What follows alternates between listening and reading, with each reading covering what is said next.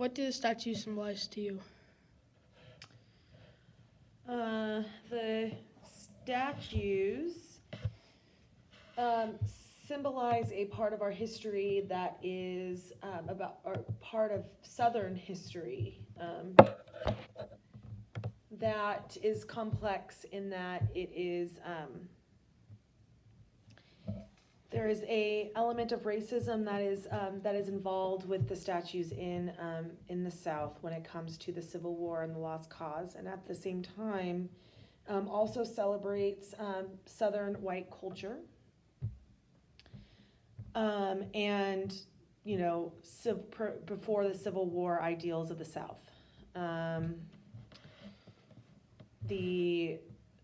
Obviously the white Americans were in power in the South at the time, and to me, what they symbolize is that white Southern America and their way of life before the Civil War, and a celebration and a romanticism of historical characters during the Civil War. At the same time, the statues were put up after Reconstruction, and if you don't know what Reconstruction is, that's basically when, after the Civil War, when the South was rebuilt. It had been devastated by the Civil War, and new framework had to be put into place.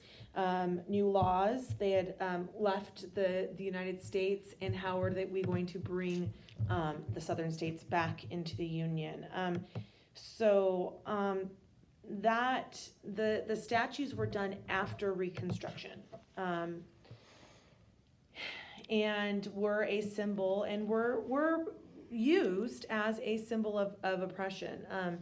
At the same time, they were, for a portion of the population in the South, a symbol of pride, and are a symbol of pride. I shouldn't, I guess, say were, but are a symbol of pride for certain white Southern cultural Americans. So for me, as a Californian, I don't have any attachments to the monuments. There isn't a deep-seated cultural attachment for me because I am not a Southerner. However, there are people in the South who do view it as something that is very deeply rooted in their history and in their culture. So I would say that's what it symbolizes to me, is that they are symbols of that were oppressive and were used specifically to show African American people who was in power in their place, and at the same time was used to romanticize this idea of Southern culture before the Civil War. What do you want people to remember about the statues? What I do want people to remember about the statues, and I don't think that removing of the statues is necessarily the right solution. There are lots of statues around the United States and monuments that are dedicated to people who have done oppressive things. And it's how we reframe and talk about those, the history of those people. I think that's the main thing. I think it's important to remember and to study what is the history behind what was going on at the time in the United States that these statues were, one, what they were representing, what time period are they representing, and two, why were they put there? I think that's the main argument of that is incredibly important. We could remove lots of different statues that have historical people in the United States who have done terrible things. I mean, FDR put Japanese Americans during World War II into internment camps. That was a oppressive symbol, an oppressive law that was put into place. The Japanese American citizens were put into camps in World War II by our president, and we still have monuments to FDR.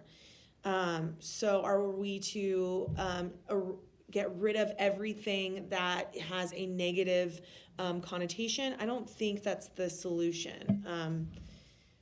I think it's the problem is not the statues. I think that's what I want people to remember. The problem isn't the statues themselves. The problem is how we talk about the statues. It's what we teach our children in our homes when we're having a conversation at the dinner table about what those statues mean. It's what we teach our kids in our classrooms.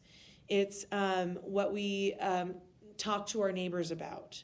Are we going to ignore the fact that the leaders of the Confederate States were trying to uphold slavery? Or are we going to reframe the conversation as them being heroes? And I think that's the real problem, is that there is a solid base of people who believe that these people were heroes, and really what they were doing was upholding a racist, oppressive system. And they were seceding from the Union. They were trying to created their own country during the Civil War. We had two separate countries in the Civil War.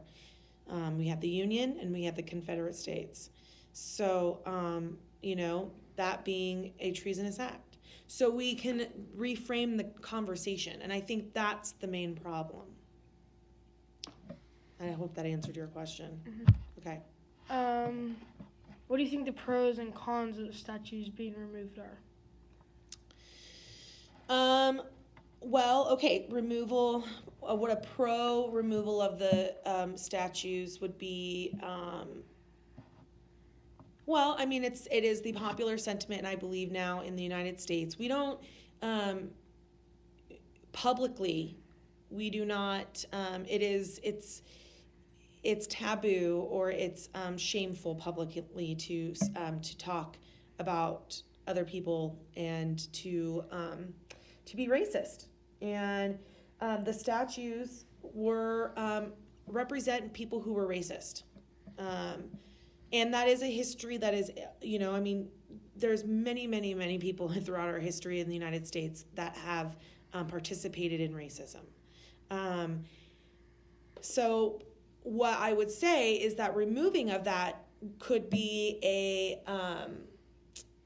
symbol of that we are moving forward as a country, that is something that we do not want to stand for anymore, that we have different better ideals that are about equality and the American dream.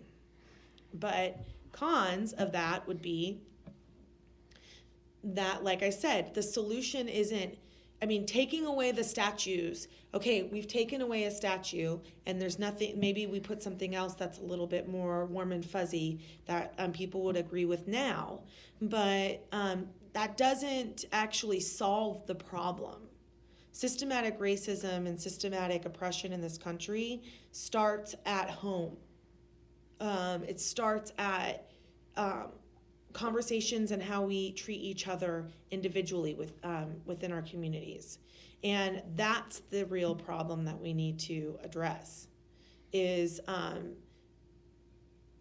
working more on a communal level and a local level to try to stop problems, to try to stop oppression, if that makes any sense.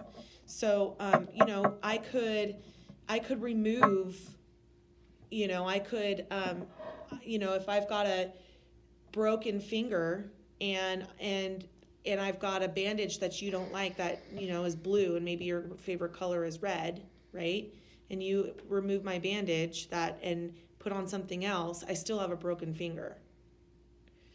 So that doesn't fix anything. So that's personally what I feel in terms of a con of removing of the statues. Okay. What do you think we can do to stop the statues from getting removed?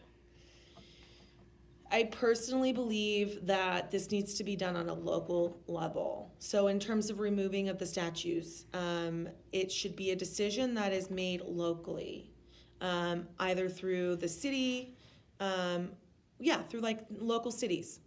And if people vote to remove the statues, or have if representatives for them decide to remove the statues, on a local level, I think that's where it needs to be.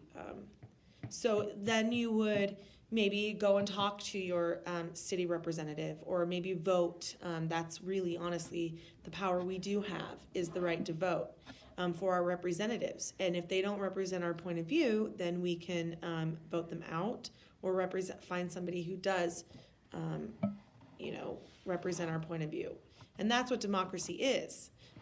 People who work in government are supposed to be working for the people, not for themselves and their own self-interest.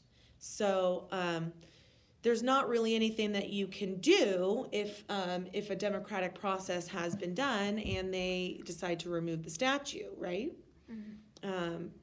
And that would be for, if they decided to leave the statues up, and people who didn't like the statues, it's the same thing. There's a democratic process. And I think that's where I would start. If I did not like the removal of the statues, then I would be talking to my local representatives.